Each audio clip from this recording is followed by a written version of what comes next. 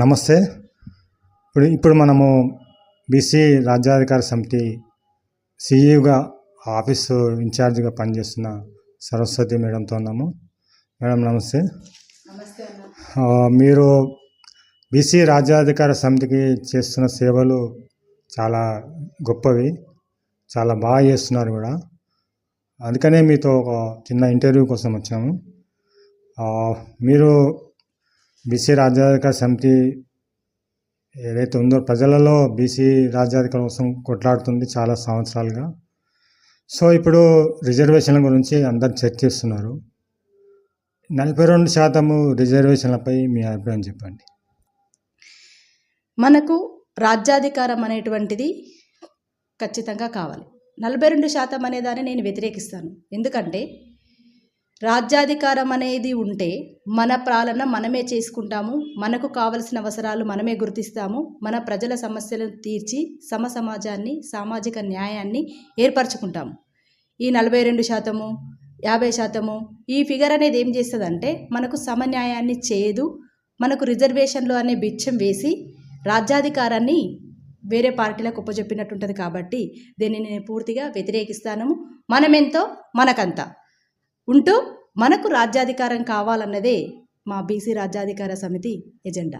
BC రాజ్యాధికారం రావాలంటే మనం ఏం చేయాలి? తెలంగాణ వచ్చేంత వరకు తెలంగాణ రావాలి, తెలంగాణ వస్తే నిధులు నియామకాలు అన్న కాన్సెప్ట్ తోటి మనము ముందుకొచ్చినాము. కానీ ఏం జరిగింది, తెలంగాణ వచ్చినా కూడా బీసీల లోపల వాళ్ళ యొక్క మనుగడ లోపల ఎటువంటి అభివృద్ధి కూడా లేదు. పేదవాడు మరీ పేదవాడు అవుతున్నాడు, ధనికుడు మరీ ధనికుడు అవుతున్నాడు. సామాన్య మానవుడు, సగటు మానవుడు తన యొక్క అభివృద్ధి అనేది సామాజికంగా, రాజకీయంగా, నైతికంగా కూడా పతనం అవుతుంది. విలువల పతనం అవుతుంది, మన మనుగడ కష్టం అవుతుంది, మనపైన ఆర్థిక భారం పడుతుంది. ఈ యొక్క పెరిగిన టెక్నాలజీ విపరీత ధోరణి వల్ల మనుషుల్ని ఒక రకమైనటువంటి భయభ్రాంతులకు గురి చేసేటువంటి మీడియా కూడా, సామాజిక మీడియా కూడా పబ్లిక్ని అతలాకుతలం చేస్తున్నటువంటి తరుణము.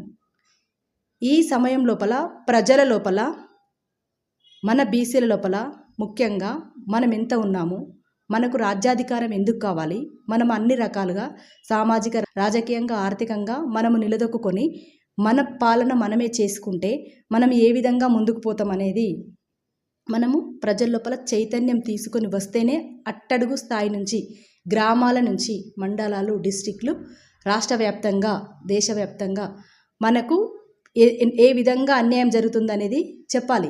అలా మనము వివరించి చెప్పకపోవటం వల్ల మన నిరక్షరాస్యత కావచ్చు, పేదరికం కావచ్చు, బానిసత్వం కావచ్చు, మన లోపల ఉన్న ఆలోచన విధానం కూడా ఒక రకంగా హ్యాబిచుయేట్ అయి ఉండే గతం లోపల ఇలాగే పనిచేయాలి. ఎందుకంటే మనం మంచి కార్మికులము, అన్ని వృత్తుల వాళ్ళము, అన్ని వృత్తులు సక్రమంగా నెరవేర్చి విధేయత భావంతో ఉండేటువంటి వ్యక్తిత్వం మన బీసీలది. మళ్ళీ మనం చాలా సెన్సిటివ్, చాలా అంటే చాలా సెన్సిటివ్ మెంటాలిటీ. కాబట్టి మనము ఒకరికి ఎదురు తిరిగి కొట్లాడేటువంటి నైజము మన పై వాళ్ళపైన మనం ఎప్పుడు చేయలేదు. ఆ వ్యక్తిత్వం వల్లనే మనం ఏం కోల్పోతున్నామంటే సర్వం కోల్పోయే పరిస్థితికి దిగజారిపోయినాం.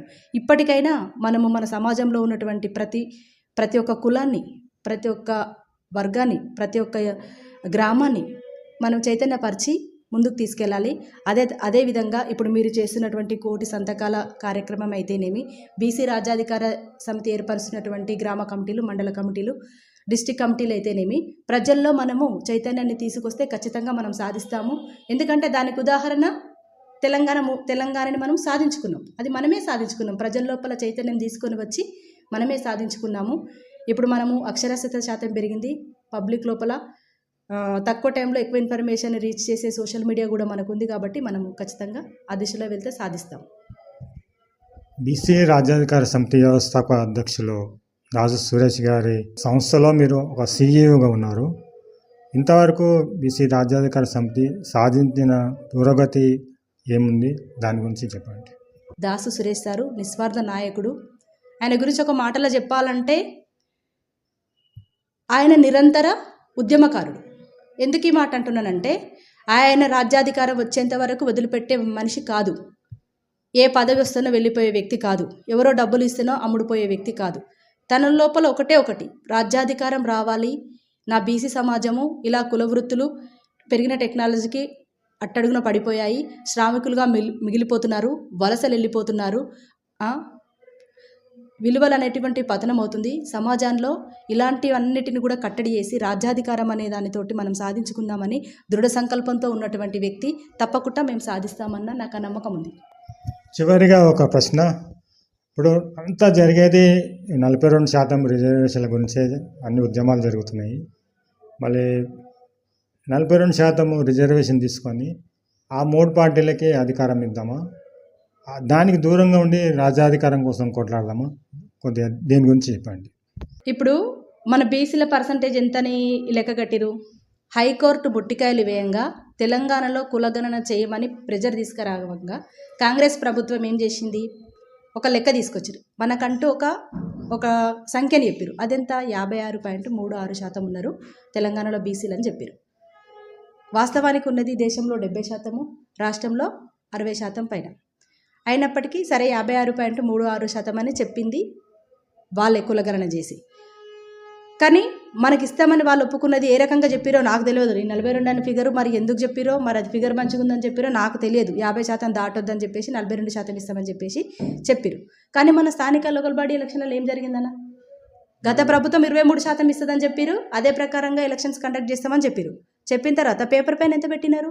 18% పెట్టారు. అంటే 60% ఉన్న మన జనాభాకి లోకల్ బాడీ ఎలక్షన్ల లోపల 18% చూపించారు. ఇక్కడ విచిత్రం ఏంటంటే 18% గ్రామాలలో బీసీలు ఉన్నారనేది లెక్క తీసుకొని వచ్చారు. మిగతా వాళ్ళంతా ఎస్సీ ఎస్టీ మన బడుగు బలహీన వర్గాలు ఉన్నారు, ఓసీలు ఉన్నారని చెప్పారు. మరి 56% ఇచ్చిన మీరే, ఈడ 18% ఉన్నారని చెప్పింది మీరే. అంటే మీరు చెప్పిన లెక్క మీకే తప్ప? అర్థం కాని ప్రశ్న. ఆ 18% లోపల విషయం ఏంటంటే లోకల్ బాడీ ఎలక్షన్ లోపల బీసీలము మేము 100% సక్సెస్ అయినాం.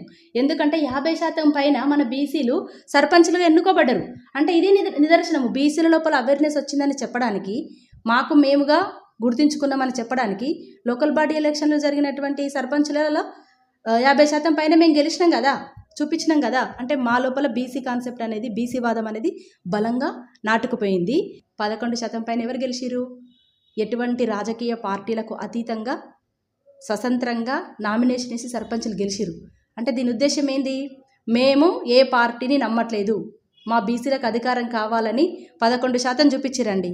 అది 100% మా బీసీలు మమ్మల్ని మేము దృఢపరచుకోవడానికి తొలిమెట్టు మాకు. అది మాకు పునాది. ఖచ్చితంగా మేము మాకు మేముగా ఇదే విధంగా స్వతంత్రంగా మేము పార్టీలు ఏర్పరచుకొని మనం ముందుకు వెళ్తామన్నా. అదే మనకు నిదర్శనం కదా.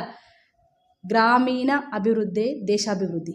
గ్రామాలలో చైతన్యం వస్తే, పబ్లిక్లో చైతన్యం వచ్చి పబ్లిక్ ముందుకు వస్తే ఎలాంటి పార్టీలైనా పట్టికట్టుకుపోవాల్సిందే.